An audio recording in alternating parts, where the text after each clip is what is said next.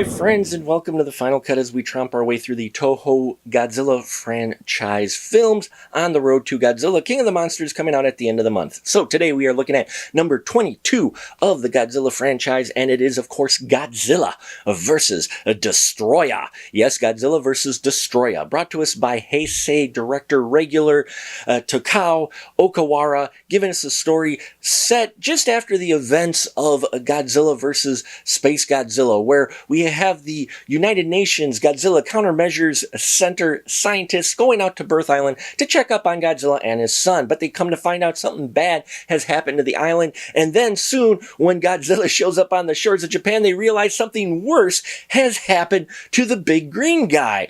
And he does have his son with him, though, so at least the kid's doing all right. But Dad is not doing so well. So they hire the college student who is the grandson of Professor Yamane from the original Godzilla film. The grandson's name is Kenkichi Yamane, and we see how he tries to figure out what exactly is going on with Godzilla, and then realizes what is happening to Godzilla could be a threat to the entire world. Meanwhile, another threat shows its ugly head.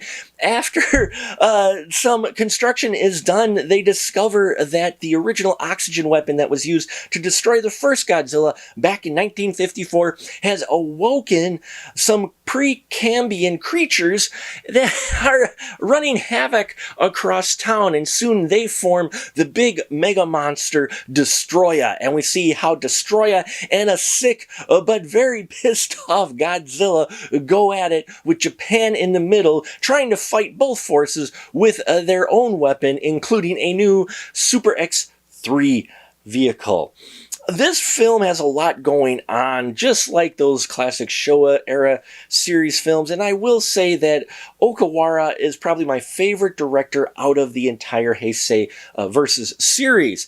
I really enjoy how he handles his material. I think he really has some influences from Ishiro Honda, because here, again, we have a number of different storylines going on, all meshing together and crossing over, and I enjoyed that quite a bit. And this one really felt more like a tribute film, an anniversary film, than Godzilla vs. Space Godzilla. This one felt like it should have been the 40th anniversary film, because you've got not only a storyline that links back to the original Godzilla in the form of the original weapon causing these creatures to appear, we've got a character who is directly linked to the original Godzilla film. Actually, we have two that are connected to Professor Yamane. Another person that shows up was actually in Godzilla for 1954. We have Momoko Kochi, and she plays Emiko, and she was Emiko in the first one, so she's back, and she's warning her grandson of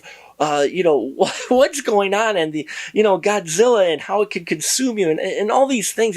It was great seeing her on screen. The fact that they got her back to play that character really just brings everything full circle with this film, and so I really enjoyed the human element. We've got some regulars in here as well returning. We have Akira Nakao playing his commander, Takaki Aso, and I loved seeing the commander again, at least seeing him one more time. Not sure if we're going to see him in a Millennium series, but in here really became a mainstay and very fun to watch. And of course, Miki Segusa, who is played wonderfully by Megumi Odaka.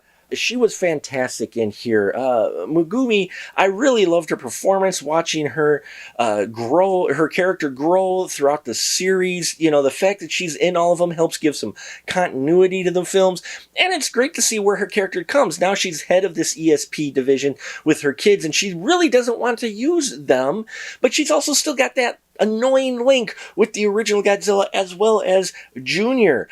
So they've got a lot of things going on with her character. Now, as far as the fight scene goes between Godzilla and Destroyah, they go all out. I mean, first we get the small versions of the creatures that eventually become Destroyah. If you don't draw the parallels between Aliens and this film, you are not paying attention. I mean, down to the weapons they use. They have two guys in here that literally are using the side, weapon, machine gun weapons that you saw in Aliens, the ones that have the support arm. They're literally using those, only now they're flamethrowers instead of machine guns. But they're in here. They use literally, I swear, the same radar in a very kind of scary and intense scene in a basement where all these creatures are. And I loved how there were different forms eventually leading up to Destroyah, who looked fantastic in here. You believe that this is a guy, a monster that could actually destroy Godzilla. And so I enjoyed that. Never mind,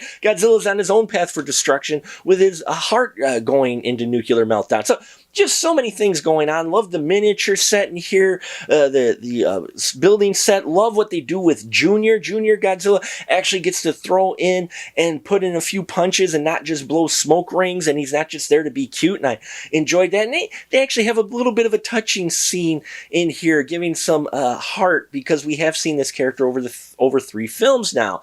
And the ending, I think, is very satisfying, makes sense, and it gives you a little hope as you do get to see a silhouette of Junior sort of looking more and more like his dad by the end of the film. This is a solid film. I highly recommend this one, especially this one, over Godzilla vs. Space Godzilla. I mean, it's the last one that features the actual score from Akira Fukube, who does that wonderful Godzilla march. Love his music, and getting it in here at least one more time, his original stuff, is great. Adds so much to the identity of Godzilla. They were originally going to have Godzilla go versus Ghost Godzilla. Talk about making this even more of an anniversary film. This really should have came out a year earlier. I think it would have been even bigger of a hit. Now, it is still a solid film, and I highly recommend it over the previous Heisei films. In fact, I recommend all of Okawara's